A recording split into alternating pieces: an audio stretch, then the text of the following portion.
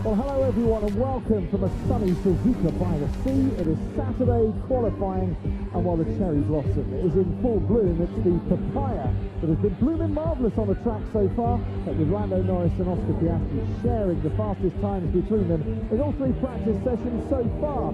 We arrive at round 3 of the Formula 1 World Championship to the only figure of 8 track on the calendar, 53 laps to go in tomorrow's race, where Lewis Hamilton holds the lap record. Sebastian Vettel has the all-time best lap, and already lap times are about a second and a half faster than we had last year, mainly due to the extensive resurfacing work that has gone on at the ends of the main straights and up to the end of the first sector. 3 tyre compounds of the C3, the C2 and the C1. The tyres get a proper punishment around the 18 corners here, 8 to the left and 10 to the right. And the track, you take your lap time at full throttle for 62% of the lap. The fans have come flocking to this iconic venue in the past to see Max Verstappen take pole position. He's won from pole for the last 3 years in a row here. But Anthony Davidson, on the evidence so far, it's Piastri, Norris, Piastri, take your pick for pole. Good afternoon. Yeah, it's afternoon, Coffee, afternoon, everybody. So far it seems like it's been McLaren's hunting ground, but it's not easy. It hasn't come easy to them, and it's really not coming easy to anybody else, as I showed on the Skypad earlier on. It's a tricky circuit, this one, to master. It certainly is. Seen a great helicopter shot. We haven't actually had helicam pictures here since 1995, and we're getting some great aerial shots of the track, and in particular the grass verges on either side, which are parched to say the least. Now, we've had cones, we've had water bottles, we've had buckets, we've even had a water bowser or 3, trying to put as much water on those verges as possible. Because if people haven't been with us so far for the 3 practice sessions, we've had 5 red flags in total, 3 of which have been caused by grass fires. And I'm just keeping my fingers crossed that the sparks from underneath these F1 cars don't ignite the parched turf again. Yeah, and you can see just how yellow the grass is. We don't often come here this time of the season, and they have definitely drier winters, bizarrely, than they do summers. So yeah, obviously we don't have that problem at Silverstone or somewhere like Spa, but it's not something we've never seen before. It's the sparks that fly from these cars, the titanium skid blocks that they have. It looks fancy, it's great entertainment, but unfortunately, when you come to a track like this one, we've seen unpredictable fires every once in a while. It's nothing too serious, of course, but they're quickly put out, and there's not that much grass. They have cut it down, but it brings out the red flags. It's a bit like Australia, for instance, that goes through its summer before we go racing there. I don't know if you know this, Tech Kravitz. For 2 months in the lead-up to the Australian Grand Prix, the grass verges are watered on a daily basis. Comes out of the lake, and we've got one of those here in Suzuka. It might be an idea to use a bit of that in time for next year. Hello, Crofty. Hello, Anthony. Yeah, hello, everybody. Good morning from the pit lane. No, I didn't know that. Good fact. Yes, there is a lake down the bottom of the inside of turn 1. Whether it's ecologically sound to do that, don't know. Whether it's ecologically sound to spray the grass as they do in China with a kind of fire retardant solution, I don't know about that either. Sebastian Vettel and his biodiversity efforts around here in Suzuka might have something to say about that, but it is something that they are managing, whether it's with washing up bowls or upside down cones. They're managing the best they can at the FIA. But who are the drivers, Crofty, who are going to be managing this Q1 session the best they can? Well, they're already lined up at the end of the pit lane. The 2 Haas drivers of Ollie Behrman and Esteban Ocon have not had good pace around here, so we're going to try and do 3 runs in Q1 to try and get out of this session. Nico Hülkenberg, Gabriel Bortoletto as well.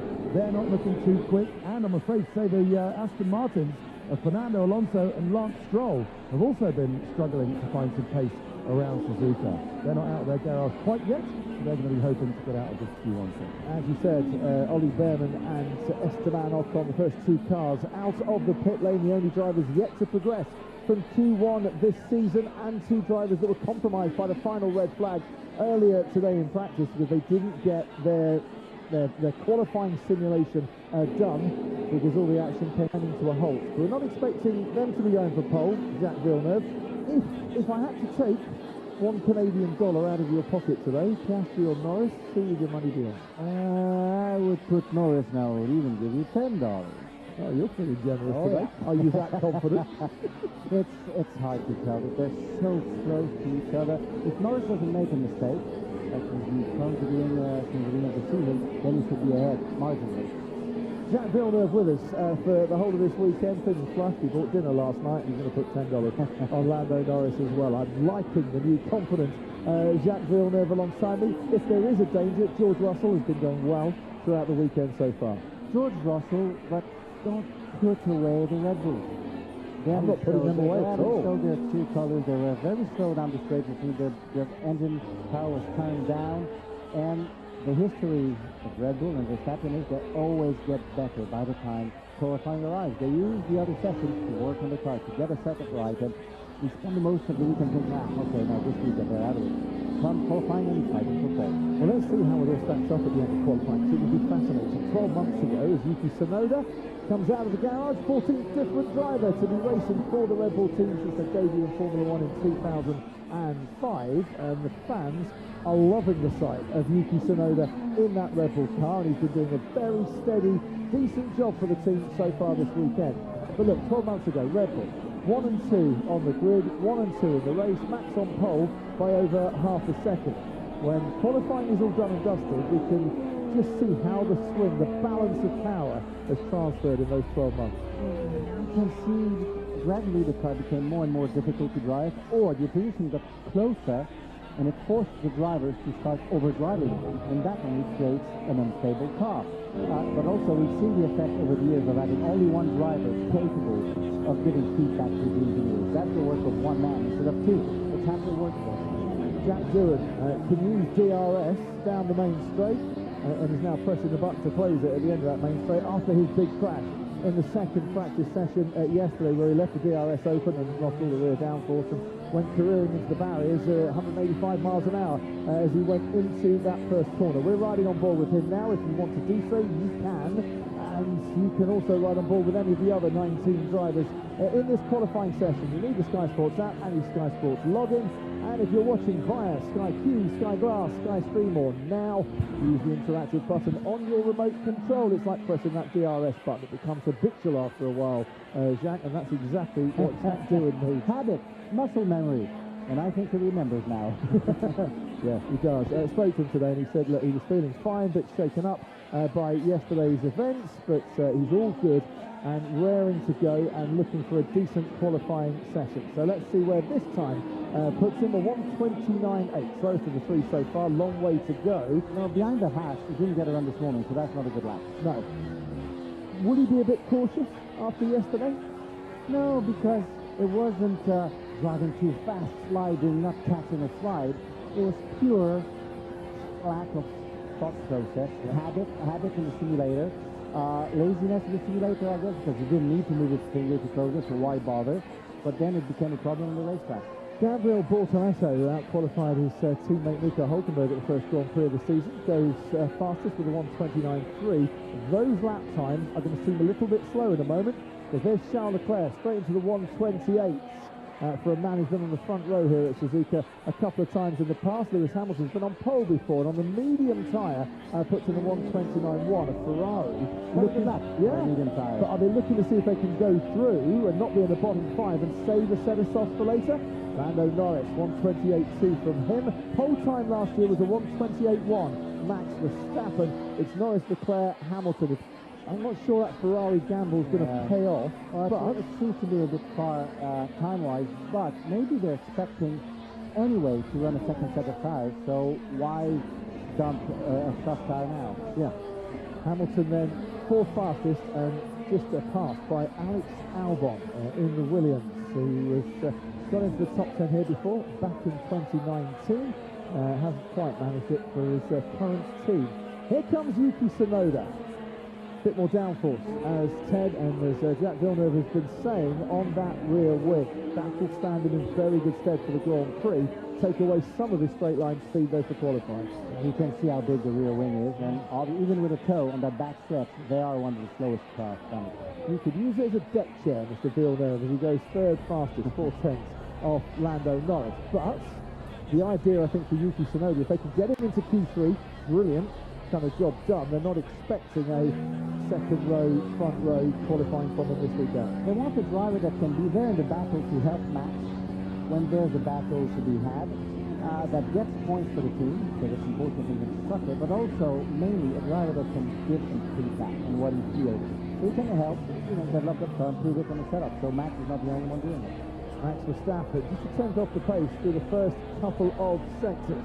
Here he comes around the final corner now, accelerating all the way and taking the shortest dash to the line. He ends up just over a tenth behind Lando Norris, and that is a very decent start then to his qualifying. See the racing bull weaving away in the background as we focus on Oscar Piastri. That's Isaac Hadjar, and then just making way Liam Lawson was weaving. Isaac Hadjar just making way for Piastri before the chicane. Now where is this time going to put him? Quickest by 9/100ths of a second. That McLaren battle, Anthony Davidson, is evolving before our very eyes, and less than a tenth between them. Yeah, and they're looking more and more at home with the track and the car. Actually, I see that in all of the drivers. They're using more of the circuit. They're riding on board now with George Russell, who's been supreme. He's really been wringing this car's neck for all it's worth, and he's always using all of the circuit in the right places. So let's see what it's going to be for Russell as he crosses the line. Now P2 splits McLaren once again, Crofty. A really impressive display. I'm still on the chip over this. So the tires are not gripping on the front.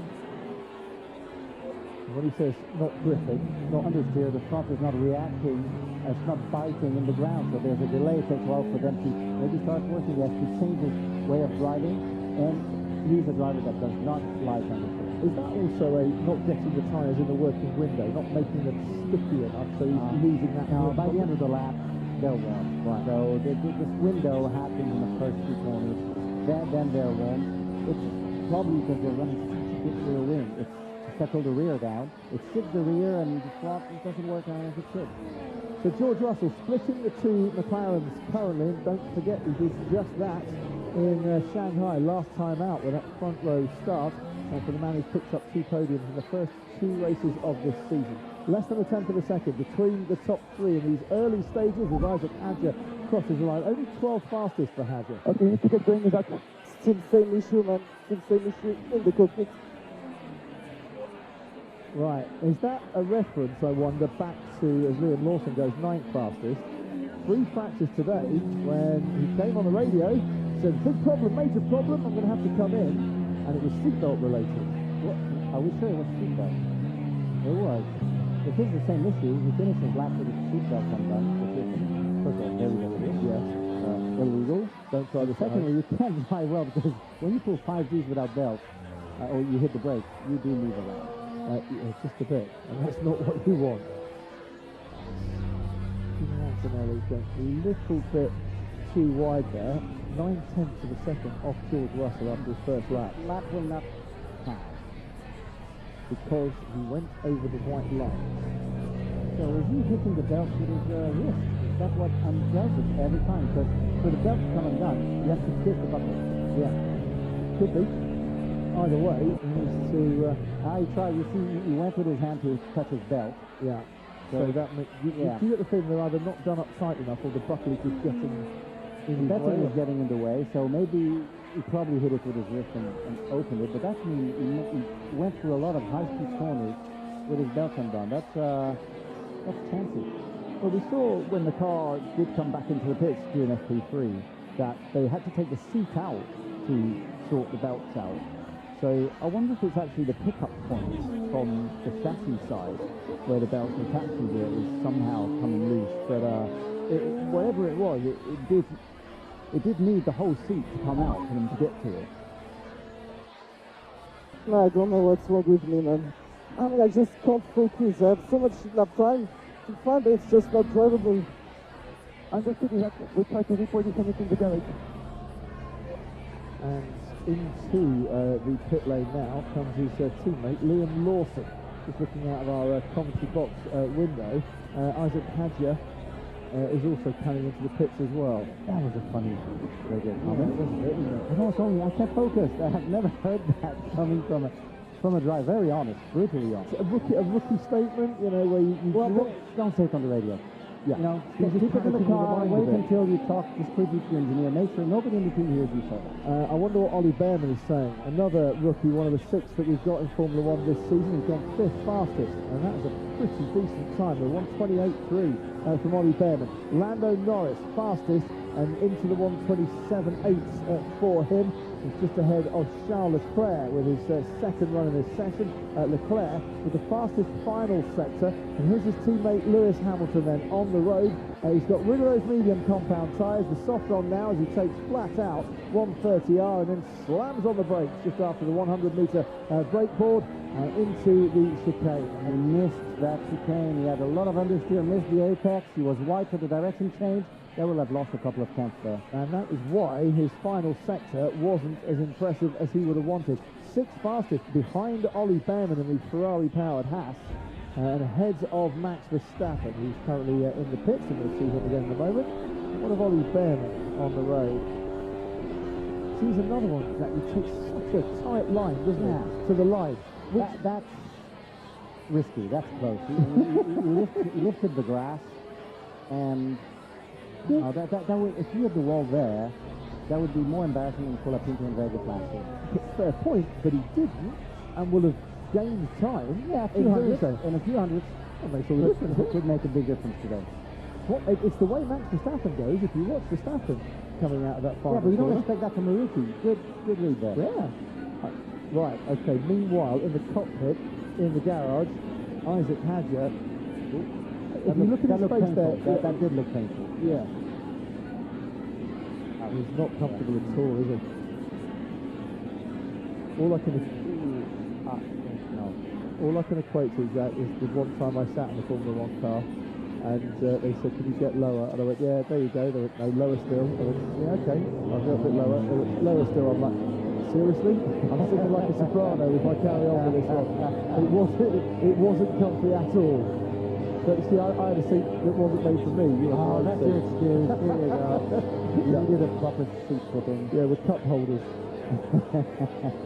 That's what I needed. So the little lull here, and the bottom 5 at the moment. Lance Stroll, who scored points in his first 2 races this season. Isaac Hadger, who, as you can see, is having the most uncomfortable session going with. He's just coming out of the garage, not just Lance Stroll, but Isaac Hadger as well. Kimi Antonelli, who could do with finding some time. Fernando Alonso and Liam Lawson on his return to racing balls. A lot of drivers that need to speed up, and while we're waiting, top speed. The second is talking to top guys, so the speed has been coming. He's got less of a rear wing. Yeah, so, and he still has the understeer. So how does Tsunoda drive it? Because with more rear wing, he should have more understeer. In theory, but I do not know the answer to that one. Thank you. Ted might. Hello, Ted. Hello, Coffee. I think he's got a bit more front wing as well, Tsunoda. So it'll be a slower car, but at least it will mean that he's steady on the track. Not so steady for Isaac Hadjar. All they've said is that they'll do everything possible to take away the pain. He's obviously in from those lap belts, and we'll see whether that happens. Kimi Antonelli's problem, by the way, is the same, we think, problem he's had the whole day, which is, as we heard from Jack on that track guide, he's just not getting the tyres hot enough in the first sector, in the S's, and is carrying that speed loss, that lap time loss, throughout the whole of the lap. Antonelli in a Mercedes has to find at least half a second to get out of Q1. Qualified 16th for the first race this season in Australia, and then 8th for this the is what Chinese you Grand Prix. just so you know, I'm very sorry. Actually, I know you think no, guys, okay. Okay, so accepting some of the responsibility. Yeah, he's not very confident going out there. He knows that it will be painful. Yeah, but he's finding himself in a bit of a queue, and has one lap only to try and prolong his qualifying experience. And whilst they queue up in the pit lane, they also go very slowly on the out lap and do a bit of queuing there as well, just to try and build a gap to the car in front. Yeah, because you lose a lot in all the S's. But for Agile, you have to wonder, why wasn't that issue present in the previous 2 races? Well, it's a good question. I don't know if they've made any changes or not, or is it just the nature of this Suzuka Circuit, All the high-speed corners, the possibly. And more high-speed corners here than you get in a lot, Australia. and it's the continuity of them. In China, yeah. We shall see. I said what we are going to do is focus here on Kimi Antonelli in the Mercedes. Just over 2 minutes to go here. Under pressure. Under pressure, Jacques Villeneuve to take us through this lap. Or It's go. open. It's I entirely up was to busy you. watching. I was really curious. And he does close just as he turned in very late. And it understeers to that first corner. So I wonder if the front tires are warm enough now. Good direction change there. Seems to be okay, but very wide in that second bit. Yeah, I can't believe it. Can't believe it. Okay, well, I'll I'll find keep, out what it is. Ted will be going to Racing Bulls now. You carry on with this. Yeah, I'll so watch his the tires should be through. warm by now, but we could see that he's only a tenth ahead of Ocon, P6, so that's not a great start of the lap. Hopefully, and he was wide there, so that lap might not even count. But it looks like he has understeer in every corner. So he probably needed a car to be settled, comfortable, put the rear down the ground, but then you have the understeer, and that might work in the race, but you have to massage the tires. It doesn't work in quali. So, towards speed curve we go with Antonelli. We've got a stopwatch on Fernando Alonso. He's two ahead of tenths up, Antonelli. yeah. He's But 2 also tenths up, but Wagner too ran wide, so I'm not even sure if the lap would count. Let's see. he's also not making an impression on the likes Oh of yeah, no, Fernando look, that's a Sainz. very good second sector. He had the toe as well, much better. He got his tires in temperature by then. Well, this is maybe the problem. Weren't up to temperature for the first part of the lap. Getting better now. Has he made up enough difference though? Hamilton goes 4th fastest. Antonelli, Good last sector. yeah, best of the lot. Goes 7th fastest. So a time of 1:27.9. He's now 8th fastest as George Russell slots in behind Oscar Piastri. Norris and Leclerc didn't come out for another run, saving a set of tyres. Fernando Alonso, meanwhile, on a par.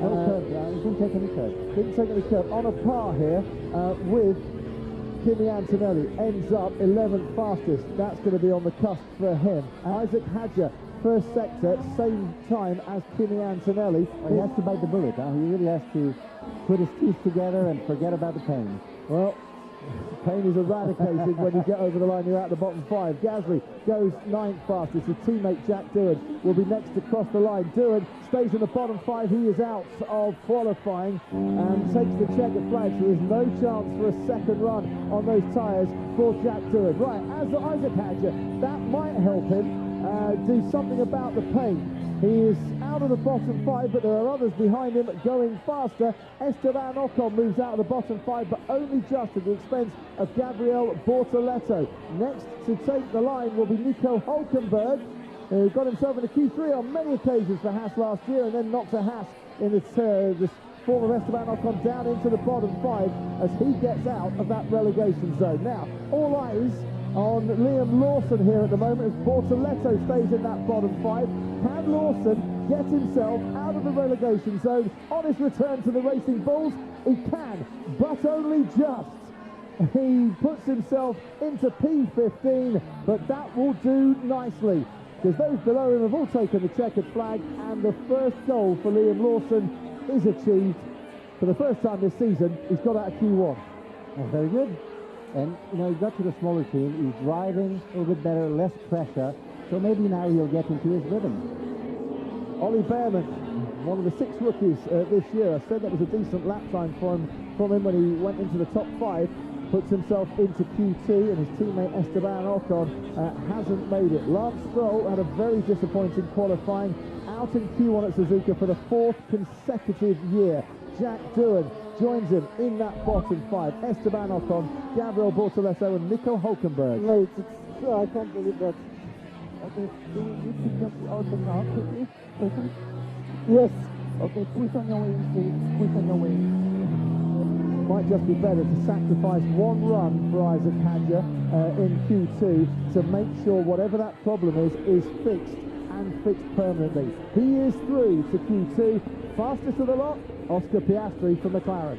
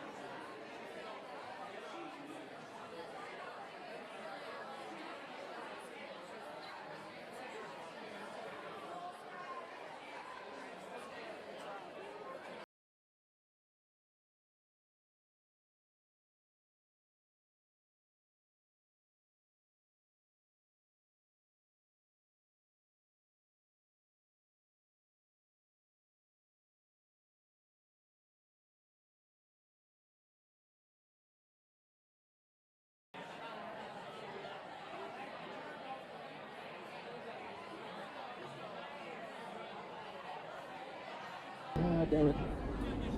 But, I mean, the outlet prep wasn't perfect. The tricky, that track position where we ended up. Back with the warm-up and all that. And the net result for Nico Hulkenberg, second time in 3 races, he is out in Q1. Ollie Behrman safely through. Lance Stroll, another driver to be out in Q1 for the 4th year here at Suzuka. And you at the Skypad looking at his lap. Yeah, thanks, Crofty. Yeah, just got his lap here through turn 6, is where it all went wrong for him. He just, I think the tailwind caught him out, loses the rear end, and nothing he could do, ends up on the gravel trap. So I wondered why he was absolutely last in qualifying there. I know he had the speed in him to do it, and the car seems to be performing a bit better than that. So, yeah, that was a bit of a surprise for him and for us as well. Thank you, Crofty.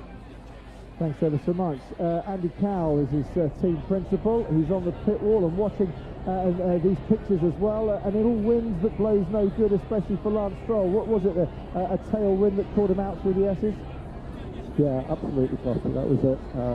We've mentioned throughout the day the tailwind blowing from turn 2 all the way through to turn 7 and 6 in particular. An extra 20 kilometres an hour of tailwind that lap compared with his previous one. So, yeah, caught him out, unfortunately. You have one driver still left, the most experienced driver on the grid. So what's Fernando saying about conditions and about the tyres so far? Just trying to focus on getting the aero balance right with the gusty conditions, and focusing on dialing those last couple of little bits in, and yeah, hoping for a good clean lap. Q3 possible or not? It's exceptionally tight, isn't it? You know, there's a couple of tenths and you're into Q3. Hope you can find us. Thanks ever so much, Andy. You're welcome. It is time in 10 seconds for qualifying 2. Max Verstappen, who will be the first car to come out onto the track. Some work to do to catch up with the McLaren, that we all know. It won't be easy. The car is balanced, it's settled. The drivers can push when they decide to. But, you know, you have some really good guidelines. The Mercedes works well. Russell is feeling really good this year, so he can also get the perfect lap. It's not a given that McLaren will be on pole. It's never a given until it happens, and this is a track that has seen a fair few front row lockouts in the past as well. 34 previous races here at Suzuka, 16 front row lockouts, including of course Red Bull last year. Very impressive. It's a track where you really see how performant a car can be with the aero. Definitely. Drivers make a difference, but normally a car that's better than the rest, the 2 drivers are doing fine. Yuki Tsunoda also out. We see the 2 Ferraris waiting to come out onto the track, and the 2 McLarens being waved out of the garage as well. And talking of waving, what a like a flag or 3 round here, the Yuki Tsunoda grandstand. Ted Kravitz, down to you. Yeah, so just very gingerly is the racing goals of Isaac Hadjar. Just to follow up the story, he's just made it past me in the pit lane, scored a queue at the end of the pit lane. The confirmation we have from Racing Bulls, the team, is that it is a problem with the seat belts, and they are trying to fix the problem. I don't know if Isaac needs a different style of underwear, maybe Crofty. some budgie smugglers maybe might help rather than boxer shorts. I don't know whether he's wearing boxer shorts or the old Y fronts, but it might have an impact. You never know. It does come down to these details, but it is uncomfortable for him, and you can only sympathise with what he's going through, really. Are you saying, Ted, he could do with some more support and not just from the team? He's not in comfort. I mean, if you want to get into details, Jack's the world champion with more experience than I, but you know, it is down to these details. You don't want discomfort with the lap belt. So. It can be a huge issue. You just can't focus. You can't concentrate anymore. It shouldn't be a problem in F1 because you have plenty of time to prepare yourself, make yourself comfortable. It's an issue in endurance racing. You have to jump in the seat quickly, put the belt, then you're stuck. Not there, but remember, you cannot wear boxer shorts. You have to be fireproof. Fireproof, flame retardant boxer shorts, ladies and gentlemen, which I'm sure Max Verstappen has got on, and maybe a baggy race suit as well. Anthony, take us through the rest of this lap. So here we are through the S's, turn 6, where Stroll went wide and off the track. Not the case for Verstappen. Now full throttle through turn 7. Bring the car to the left-hand side, but look to the inside of Degner 1 and then Degner 2. That's where you want to keep it neat and tidy, run right up to the curb, right up to the edge of the curb, I should say. And he just picks up a few stones for good measure. Middle of the track for turn 11 is what we always see, but the rear end, see that? Just getting away from him. I saw that a few laps before as well for Max in the previous session. And that's not a good thing. It loses you that speed down the straight before these two corners here, 13 and 14 at spoon curve. And using all the circuit on the exits, what you often see to maximise this straight. Up and over the brow of the hill, we've got the Aston Martin in front of Fernando Alonso, the only one left in qualifying. 130R comes at you, bring the car to the left-hand side, then straight line the braking. See almost a nose dip down of the car there. You see a 5G braking into that corner. Then re-accelerate through the final corner, take the inside line. I'm not exactly sure how much he gives you, but he's fastest for now with those two purple sectors, middle and the final one.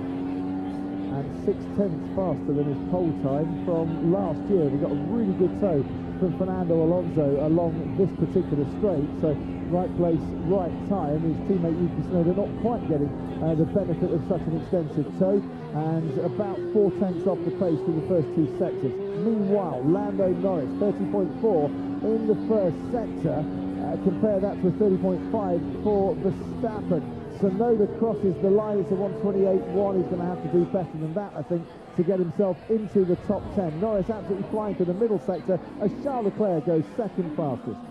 Massive wing level difference between Verstappen and Tsunoda. 7 kilometers an hour down the backstretch. There might have been a little bit of a tow, but there's actually 5 k's of difference. That's a lot. And Tsunoda is not getting the advantage in the corners. Sometimes a car with too much downforce becomes difficult to drive because you have to muscle it, you have to fight it, and it's not working.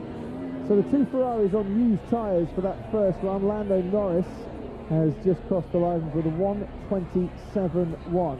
Just keep an eye out here. All-time best lap at Suzuka, 2019, Sebastian Vettel, a 127.0. I think that's going this afternoon. We're going to be breaking lap records in this qualifying session, because there is still more performance to come from the likes of Lando Norris, from the likes of his teammate Oscar Piastri, from the likes of Max Verstappen and Lewis Hamilton and George Russell in particular, and Charles Leclerc, of course, in the other Ferrari. Piastri, though, not finding necessarily that performance. I wonder if he's on a set of new soft tyres, given the difference between himself and Norris on this lap. No, it's a brand new set of new tyres, Jack. Yeah, that's, he must have messed up one section or a corner. He lost 3 tenths in the middle sector and a tenth in the first sector as well. George Russell goes second fastest, ahead of Verstappen and Piastri. Yeah, so hairpin, easy to make, or one of the two diagonals. Normally it probably would be the hairpin. That's where you would lose time in the second sector. I haven't seen the mistake if there was one, but talking to Andy Cowell, that wind is still gusting and it can catch you out as Carlos Sainz pops his Williams only just by 700ths of a second into the top 10. And his teammates Alex Albon will be next to cross the line. Sainz isn't in the top 10 for long. Albon manages to find a little bit more pace and go P5 for Williams, which is a competitive car this year, certainly compared to their troubles last year. Maybe it was even more competitive in the past, but Albon never had the teammate to get pushed. And with the arrival of Sainz, he's had to step up, he's had to get more out of his car, and he's doing it. Williams haven't had a top 10 start at Suzuka since the days when Felipe Massa was driving for them in 2017, but they're in there at the moment. Ooh, and guess what? We've got a red flag, and I think that might be grass fire number 2 of the day. Here's Oscar Piastri into the Degners, and I see this is where he's run a bit wide. Yeah, that's where he's lost time. And the lap might not count, but they haven't taken laps away today. No, not so. Lance Stroll's the only one who's on and he was way away. I think they're allowed to use all the white bits, correct? Potentially, yes.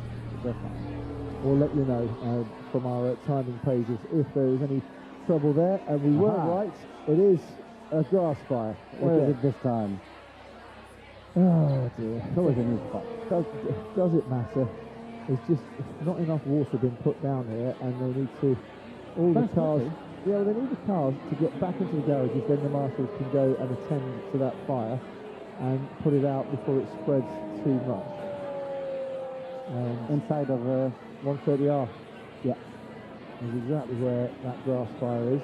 It's new parts every time, which suggests to me that they've been putting water down Well, it's already done.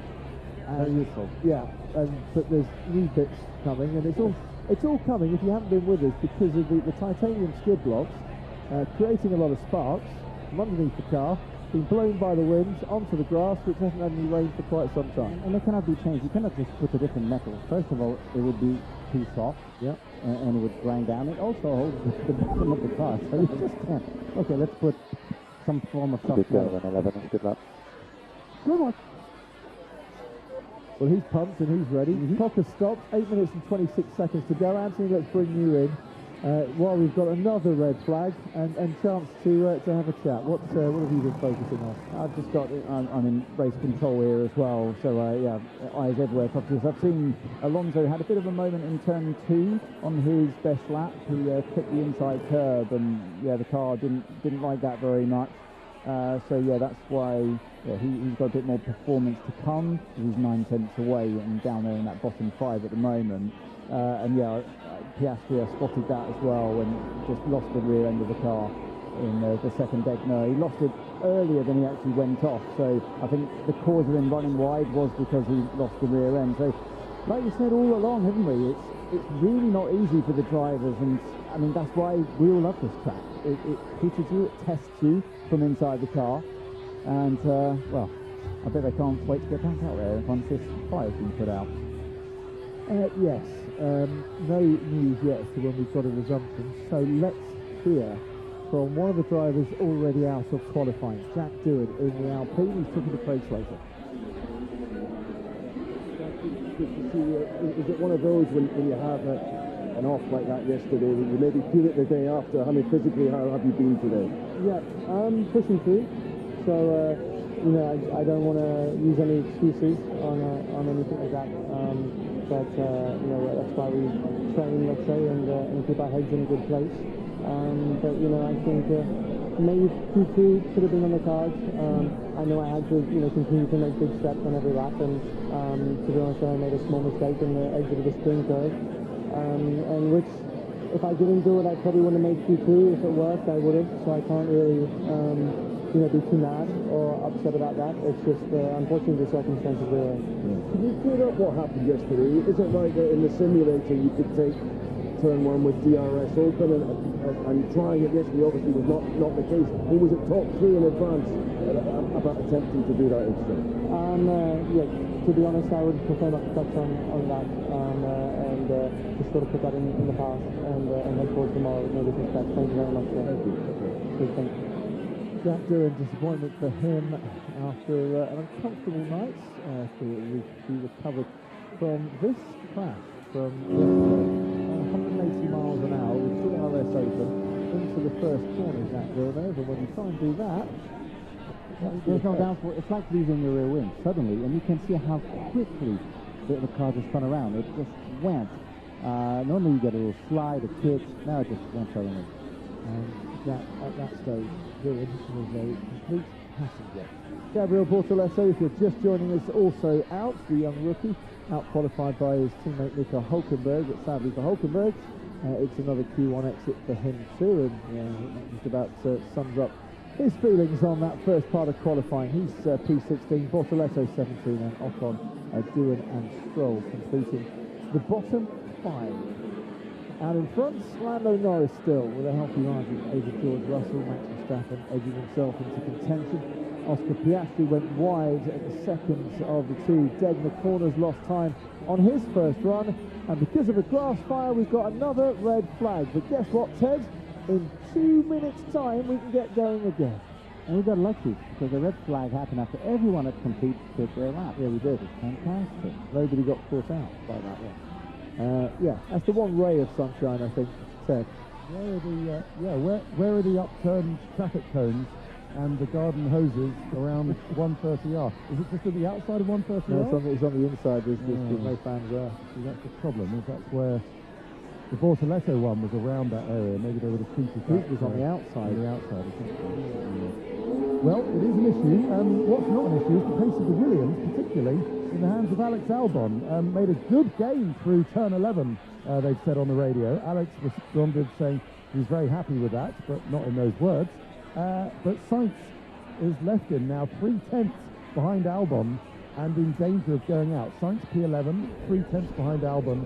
And yeah, Sainz needs to find at least that 3/10, maybe a little bit more to be sure of getting into Q3, much as he hopes he will be. But even Albon's time, I think, Crofty, a 27.7 is not going to be safe. Yet to out-qualify Alex Albon in 2 Grand Prix, 1 sprint qualifying session this season, and yet to lead him on the track as well. Carlos Sainz, who was driving that car last year, now car number 44 for Lewis Hamilton, and in doing so, he's finished on the podium here, but he's a long way off that currently, as he tries, in his own words, to unlearn Jacques Villeneuve the habits that he picked up driving the Ferrari. Yeah, once you've been in the team for a long time, even though there's a new car every year, there's a general trend, a way of driving, because it's always an evolution of the drivers that are already part of the track. And take Sainz, he's a driver that works. Yeah, it takes him a while. Whenever he joins a new team, it takes him a few races to get up to speed, he gets close, he works on the car, then he gets better, the whole team gets better, the car gets better. So he's still in this growth process. Something of a slow burn when he gets going. He's on fire. What's happened to the grass versions around here, but you take my points on that one. So out goes Hamilton, who's currently, to show you just how tight and congested it is, and a whole gaggle of cars from Lewis all the way down to Pierre Gasly, so 6 to 10 separated by only a tenth of a second. And that's so surprising on such a long track. You would expect that in Austria. Yeah, where it's faster and a shorter, and not many corners. We might see a few cars sitting in the garage for a while here. You know what I find interesting today is what you see at Red Bull. We see something that's very old-fashioned. A driver or a team that has to make a decision, a compromise on the setup, which is being quick in the straight or quick in the corners. Verstappen went with low downforce, and Tsunoda stayed with high downforce. And we haven't seen that since the DRS started, because drivers can always rely on DRS to go fast down the straight. Here, there's only one straight line with it, short. So he can do the old-fashioned thing, and he's actually quicker with low downforce. I don't want to change this track too much, but a second DRS zone might help. I would be happier without any DRS, because with what you've seen between the Red Bulls, you would see a lot more. You would see compromises, choices made from driver to driver, and running low downforce, medium, high downforce. Where do you want to be quick? And that creates also some overtaking opportunities at times. And also the drivers will be forced to remember how to overtake. Yeah, well, we'll get it next year then. You get your wish next year, don't you? For the regulation changes. Don't they have to move it? I don't know. I've read the regulations many times and I just stopped. You're only part of the aero not moving next year, well there is, but we have the active aero. We'll talk about that another time. Anthony, Lewis Hamilton on track, take us through this lap. Yeah, so he heads down the straight. Currently P6 at the moment. A decent first go at it. So what can you do second time around? Lewis Hamilton through turn 2 he goes. Use the curb on the outside, and then tee yourself up for this slalom section. Compromise. Oh, he had a bit of a snap of oversteer, a bit like from this helicam shot. It's not the easiest to see, but I'm pretty sure the rear got away from him just slightly on the first of the right-handers of that sequence. So let's see what it's going to do. Yeah, exactly. He lost time there. 2.5 tenths away. Not even a personal best for Hamilton. So that might have been a very costly error there as he was driven away from the tailwind. But now we've got to get on with it. Last chance. Only 5.5 minutes remaining. Exits turn 11, and he's still carrying on pushing. So he hasn't backed out of this one. Up the hill we go towards the spoon curve, bring it to the right-hand side, and he grabs a little bit of that extra tarmac we were talking about before, and that looked pretty decent to me. A nice rotation in the car continuously through those 2 corners is exactly what you need to do. Even though they are 2 individual corners, you treat it as one. And yeah, now we see a personal best in that middle sector, but still 3 and a bit tenths away. Final corners come up at you, 16, 17, then 18 through the final corner goes. Oh, where's that camera gone? But so far, the line, use the cameraman. Use the camera, but yeah, again, not even a personal best in the final sector. What can his teammate do? Leclerc, as he's just behind him on track. Charles Leclerc goes fourth fastest, goes ahead of Lewis Hamilton by 1/100th of a second. Had Ferrari rather wasted a set of new tyres on both cars with 2 lap times that weren't necessarily very competitive. Not great laps, they improved only by 2/10. It might not be enough, but you can see the slow speed, how much understeer they have. That's not the best way to drive around here. And when I was on the side at the edge of the track during the stint, it was so obvious. They were riding a lot of speed game, they couldn't turn, and that would turn into a snap oversteer. So why is understeer not your friend here? Because your tyres are... Because of the direction changes, right? Okay. And it creates delay in the car responding. So understeer gives an effect of the track as being narrower. The corner becomes narrower, so you have less potential speed. And exasperated because 4.6 kilometres of this 5.8 kilometre track, you're turning the steering wheel at all times. It's safe, but it's slow. First sector always will be stopping. Actually, 10th of a second down on Lewis Hamilton through the first sector as well. And as Anthony was describing, Hamilton wasn't hugely happy with his first part of the lap. Right, now, under 4 minutes to go, more and more cars are coming out of the garages. Lando Norris is staying where he is. Alex Albon is staying where he is for the time being. The reason why the cars could stay a little bit longer in the garages is because the red flag stopped the clock, and the time they would normally have taken to get back to the garages didn't count for the part of this session. Right, here comes Yuki Tsunoda. Let's see what he can do on this particular lap. If he can muscle it with the high downforce. Alex Albon coming out just behind him, and he's got nobody ahead through this S, is exactly what you need. He'll be hoping that by the time he gets to a straight, then there's a slower moving car he can pick up a toe from. A huge toe. He needs it with this amount of wind. But the problem is he doesn't extract the extra grip of the downforce. The rear is squished down way too strongly. It creates some issues on the top. It doesn't turn, it doesn't react. He has to ride it aggressively, and it doesn't work. 30.8 for the first sector for Yuki Tsunoda. Kimi Antonelli, meanwhile, has put in a personal best for him for the first part of the lap. Through the hairpin we go now, the slowest of the corners on the track at 45 miles an hour, and now he can really get his foot down towards Spoon Curve. And yeah, the problem is he had a moment in turn 2. I just watched it back, a big moment. That's why he hasn't even done a personal best in the first sector. And he went very wide on the exit of Spoon Curve there, and that might have lost him a bit of time as well. And no toe, no one in front of him to help him. So, Oscar Piastri was on the track, but wasn't picking up the toe for very long, if at all, through there. Fernando Alonso is improving enough to try and get out of the bottom 5 for the time being, as Antonelli once again sets the fastest final sector, crosses the line to go P7. Tsunoda doesn't get himself out of that bottom 5, only 11th fastest for him. That will be his qualifying done and dusted. Liam Lawson is improving through the first and second sectors. He's got less than a 10th in hand, but this is a better showing from Lawson, who would dearly love to put his Racing Bulls into the top 10 at the expense of the Red Bull of Yuki Tsunoda, which was his car last time out. Lawson does go top 10 and does go ahead of Yuki Tsunoda. Isaac Hadjar goes P8, battling through the pain, and battling well, it seems, so far. Lando Norris and George Russell have stayed in the garage, won't be coming out for their final laps. They are safely through. What about Fernando Alonso? Never been on pole here at Suzuka, but he is into Q3 at the expense of Liam Lawson, but only just for a few seconds, as once again Ollie Behrman puts in a super lap for Haas. With a Haas, that is beyond impressive.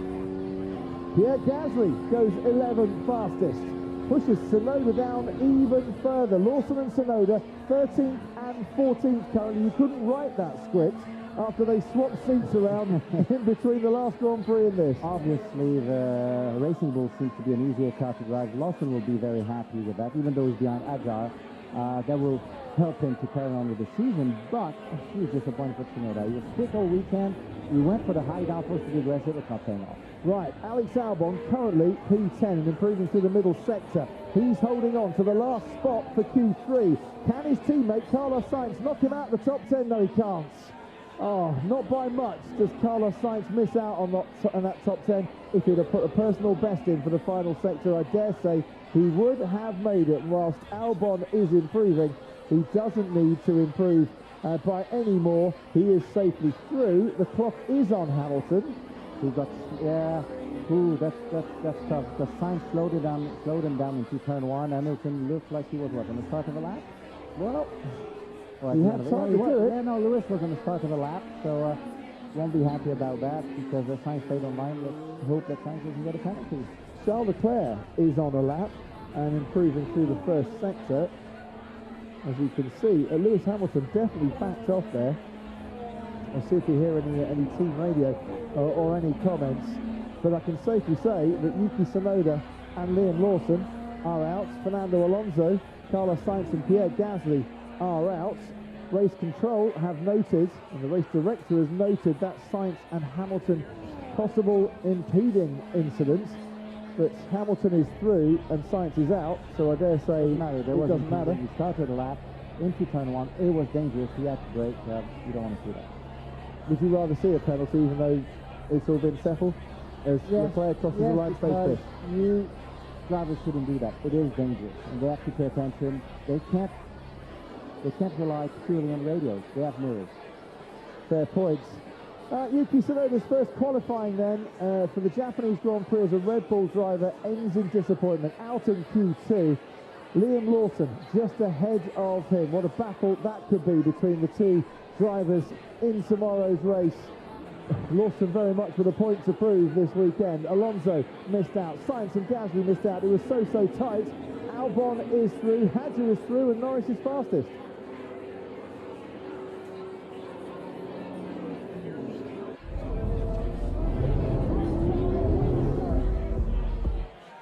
It is time to go racing at Suzuka. It really is a beautiful.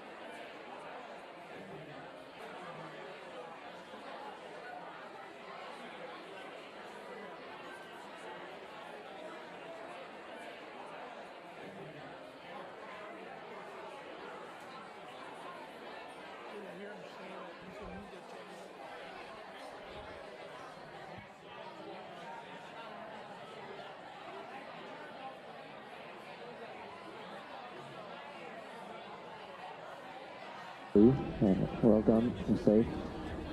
Oh my God, nice. Well done, man. First time he's out of Q1 in 2025 and he's through into the top 10. Meanwhile, this is Lewis Hamilton behind Carlos Sainz. Just slow. Arrow blocking, big time into turn 1. Yeah, definitely Carlos Sainz, not Alex Albon, and that incident is going to be investigated after the session by the stewards. Anthony Davidson, let's go to you at the Sky Pad. Yeah, thanks, Goffrey. Just a little bit more on that, actually. So, yeah, I questioned whether it was a green light situation for Lewis, and there they are. So it was a genuine push lap he was on. He was the last one, I believe, to start this lap. So here is Sainz in front. So Lewis on full attack. And where do you go? I mean, for me, that's an absolute slam dunk. So Sainz can't get away with this one, and the team can't get away with that either. They have to be warning the driver. It's a team effort. It's a 50-50 split, I'd say. Driver's got to be aware. The team has to be aware and prep their driver as much as possible as well. This is the reason why we missed it at the time. I let you know during the quali, Coffee, but this is the moment for Tsunoda why he's out. Turn 2, hands all over the place trying to fight the rear end. So like Jack was saying, despite maybe running a bit more downforce in that car, particularly on the rear, it's still getting away from him there. The same thing happened to Fernando Alonso as well. Just play that on quickly. Turn 2 again, it was from the roll hit camera, but he takes the curb on the inside. It's not quite as extreme, but it's proving difficult for drivers to be precise. I think Fernando is probably anticipating a bit of the wind change as he goes through the corner, grabs the curb on the inside, but the car really didn't like it. So who's going to get it right this time? We shall see. On the plus side, Jack Villeneuve, it's the first time that second Red Bull car, as we just watched Ollie Behrman, and his dad. He's as proud as a racing father could be at the back of the Haas garage. So yeah, first time this season that second Red Bull car's got out of Q1. First time that Yuki Tsunoda's been out qualified by a teammate here at Suzuka, and sadly for him, only P15, which is not what they wanted. No, he's half a second behind Verstappen. That's not good enough. At least it's out of Q1, but it's not what they were wanting, and he was looking a lot better all through the weekend. But I think he's paying the price for his setup choice at this point with a very high downforce, which might help him in the race to save the tyres, so he won't have any straight line speed. Ted Kravitz, down to you. So talking about Ollie Behrman, he's taken his position lined up at the front of the pit lane, or the far end of the pit lane by the red light, waiting for it to go green. It's a used set of soft tyres so far for Ollie Behrman, but I think he'll have a new set at the end to see what he can do. Got to say, that lap time from Lando Norris, incredible when you compare it to his Q1 time, Softy. He found 9/10 of a second, which in a patch this tight is incredible. By contrast, Piastri only found a tenth between the two sessions. So Lando with a huge lap time there, a 1:27.1. Do you think we're going to get into the 1:26s in Q3? I would imagine we are going to get at high 1:26s, 1:26.8. Jack Villeneuve, what do you reckon for pole? It will definitely be in the 26s. It's only 2/10 away, so I don't know, lap times will drop down now. That's when they really try and do the crazy lap. The crazy lap? Well, the fun lap, the Suzuka lap, the one where you really put your foot down. The Suzuka special? Exactly, the one where you finish your lap and think, okay, I am good, I am that special. A word on Ollie Behrman. You've been saying all weekend long, this is a track where the driver makes the difference. Yeah? And he did. Ollie Behrman, as a rookie, you don't necessarily expect consistency from rookies, not even when you were a rookie all those years back. But we see with Ollie Behrman, there are flashes of utter brilliance, and this might be one of them today to put that Haas into Q3. He's been, every race he's done even last year, he's been extremely aggressive, but he hasn't, other than Melbourne, he hasn't really made that many mistakes, and always keeping it on the edge there, but he seems to be driving and laughing at the same time. He's got that fun, let's go for it attitude, which is paying off in F1. That's good. Put it in Q3 and a half. On a track like this, very impressive. Elsewhere then, Lando Norris has taken 8 pole positions since the last time Max Verstappen started on pole. George Russell's had 3 poles, Charles Leclerc 2, and Sainz and Piastri 1 each since Austria last year, when Max Verstappen last started on pole. He is unbeaten at Suzuka in qualifying all the race since 2019, is the defending champion. And has a chance here to get pole position today, but it is very much an outside chance. What of Lando Norris and Oscar Piastri? So tight between the two McLarens, except when one of them makes a mistake, and we have seen over one lap that McLaren is not the easiest car to drive at all times. There isn't a car on the planet that is the easiest when it's being pushed to its limit. That's when little problems come out. what McLaren has is they have a little advantage on everybody else. So they often don't need to go that extra mile. Trivia question for you. Gerhard Berger and Mika Hakkinen. They have many things in common, I'm sure. But in terms of pole positions, what have they got in common? They've both got some in Suzuka. No. They've both got a pole position or started from pole on their birthday. Guess whose birthday it is tomorrow? Yeah. You told me earlier and I already forgot. Oh, Piastri. Yeah. Piastri. I told you so you could get him a car. Oh, yeah. Or a cake. Or a present. Look, you're feeling flushed. We established that a little while ago, Jack Villeneuve. Either way, Oscar Piastri could become the third driver to start from pole on their birthday. He'd also be the first driver since Lewis Hamilton to take his maiden pole and his second pole in back-to-back races. Or could his teammate Lando Norris do something about that? Or could George Russell do something about that? Tell you what, Jack, as the Mercedes crosses the line to start this flying lap, take us through. Oh, that Doohan corner, turn one, DRS open, and Russell, we've seen him very confident all weekend, and look, he drives very calmly. He doesn't have to throw the car anywhere. He turns the wheel, the car reacts, goes to the apex, direction change, a little correction there, but actually it's gentle driving, and that's normally when the car is quick. He doesn't need to be aggressive with it. The rear end is planted, the front is reacting. He's calm when he drives, and that allows him to push to get that extra 10. Even in this corner there, he was a little bit more aggressive, but the rear didn't move. No understeer diagonal 2, which is a tricky corner. Now we get to the hairpin. That's where people miss the apex, carry speed into the bank, and wait until the car slows down and decides who is wide. I haven't seen a car that wide in a while, and that actually made it more difficult for the exit, because his steering was more time. He got a little bit of sideways, lost a bit of time there. Here we'll see how the car still performs. The tires are too hot. Look how soft he was when he turned the wheel. Nothing aggressive. The car pivots. You can jump on the gas. That's super fast. Now he relaxes. He says, okay, I've done a good job until now, so let's not make a mistake in that last chicane, because I'm looking good so far. Because you're not going to make a mistake through here. Nice and flat. I would be impressed. Well, no, that's almost did earlier. Yeah, that is true. Very good. No curb at all. I'm not sure if that was wanted or if it was a bit long, and he almost breaks on top of the grass. And it's a 1:27.3 for George Russell. It's less than a tenth of a second faster than his best time in Q2. It was a decent lap. Hadja, Behrman and Antonelli, all, by the way, on used tyres. Verstappen, meanwhile, has got pace in that middle sector and pace ahead of George Russell. Piastri, meanwhile, for the McLaren, has got pace ahead of Verstappen and Russell in that middle sector, and Norris is going pretty decent in sector one as Verstappen crosses the line to go to provisional pole, where he sat for the last 3 Japanese Grand Prix. How long is he going to last at the top?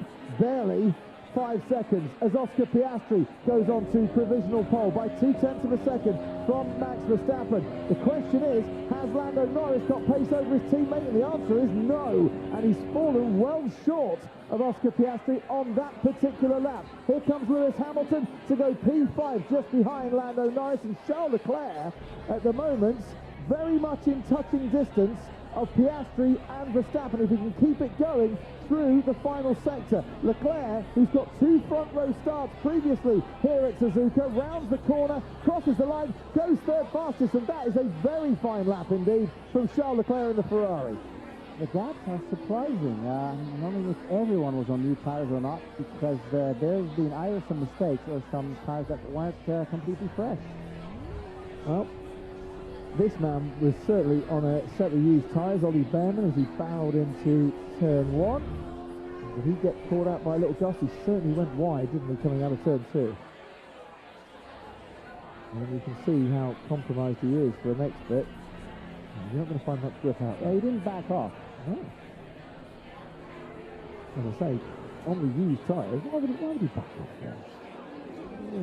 Because he's a little bit sideways, he's on top of is on the stones, but that's for old tires. That's actually quite a good lap. Only 0.3 off his Q2 lap time, so that was a very good one.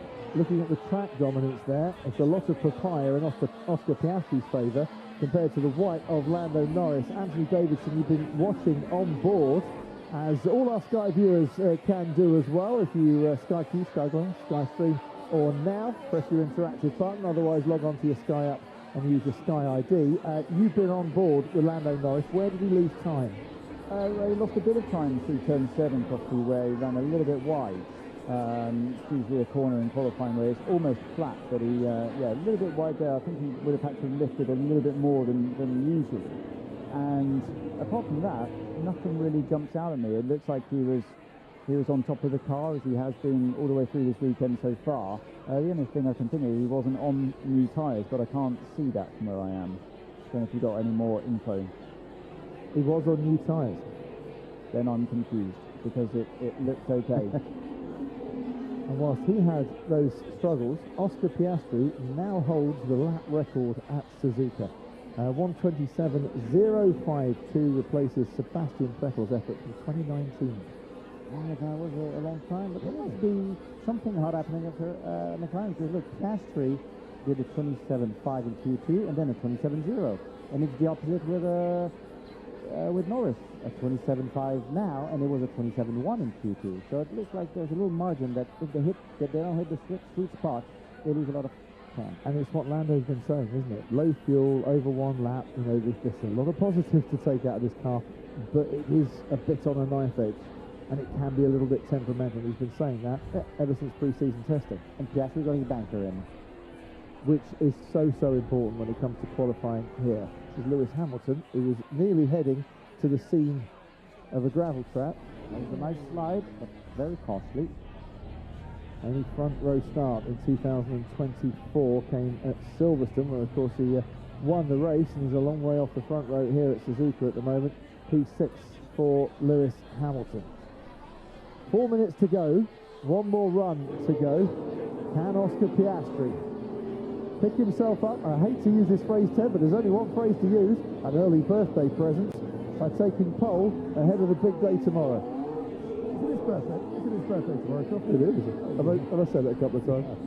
You mentioned it. We'll see. But you know I love a birthday winner, you see. Well, I mean, the other thing for me is getting your second F1 pole immediately after your first. Yeah. That's the good stat for me. So, of course, it was only Piastri's first pole in China last time out. So let's see, in F1 Grand Prix, anyway, not the sprint pole. But Lewis Hamilton, that was an interesting shot in the garage. He's starting to get a little bit frustrated.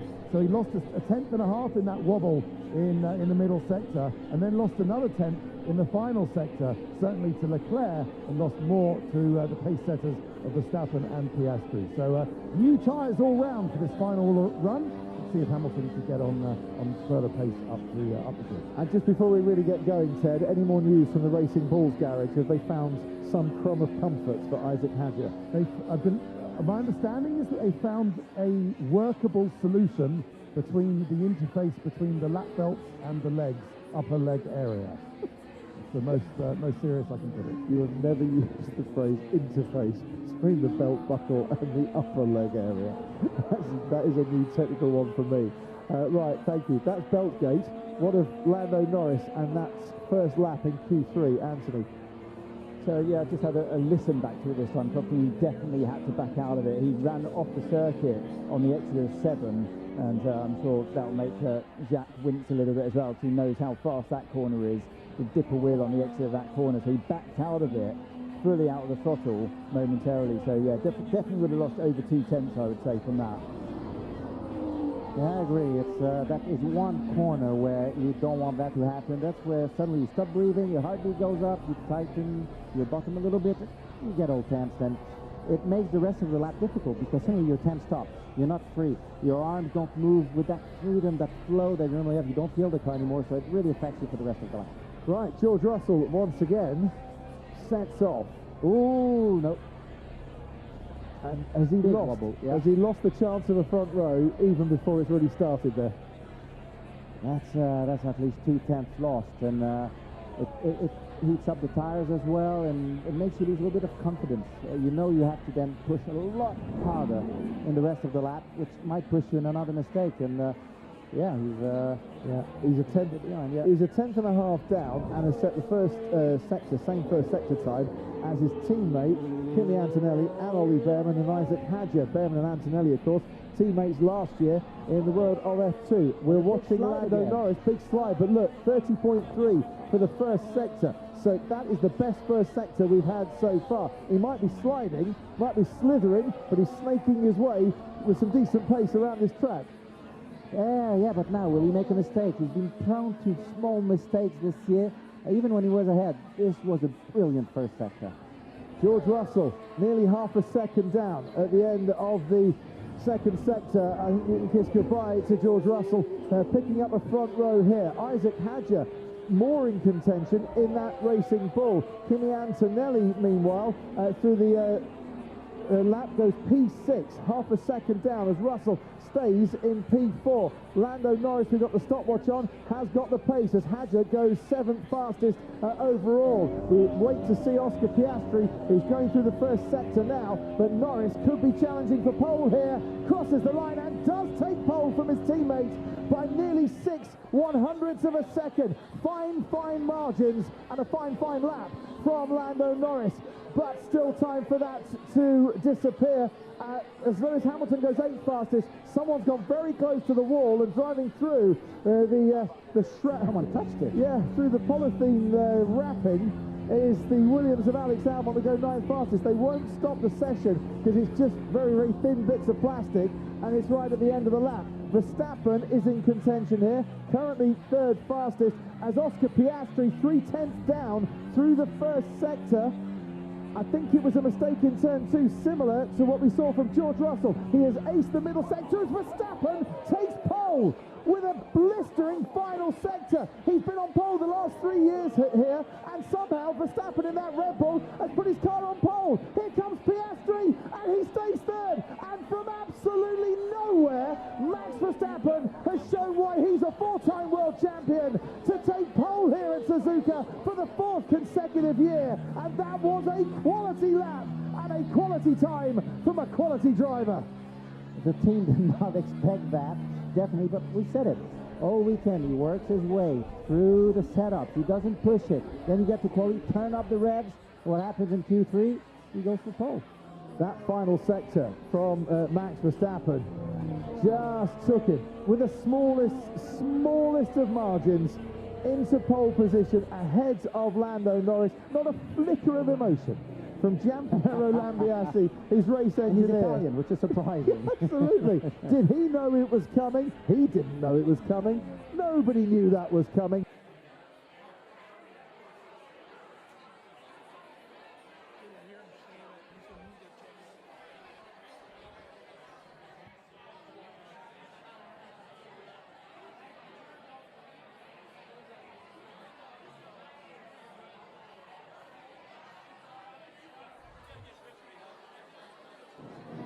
What a He is happy. What a lap. It's unbelievable. You've done it. I just, wow, I'm really happy. Wow. Your class, mate. Your class. Austria last year.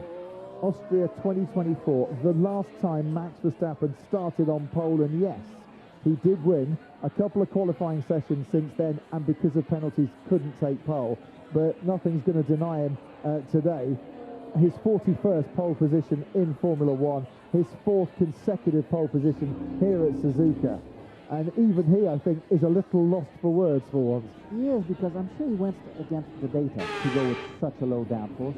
You know, his decision, let's go for top speed, it will save us in the race. Never expected pole, but because there was a balance and he was pushing, he managed to get it through the corners, and then he had the top speed. And it means that Honda Power, at the track that they created in 1962, take pole position for their final year of the partnership with Red Bull. These could be big celebrations. What it means for the race, I don't know. It's difficult to overtake here. Pole has won 18 times in 34 previous races. He's put himself in the best position to take that race victory. Yeah,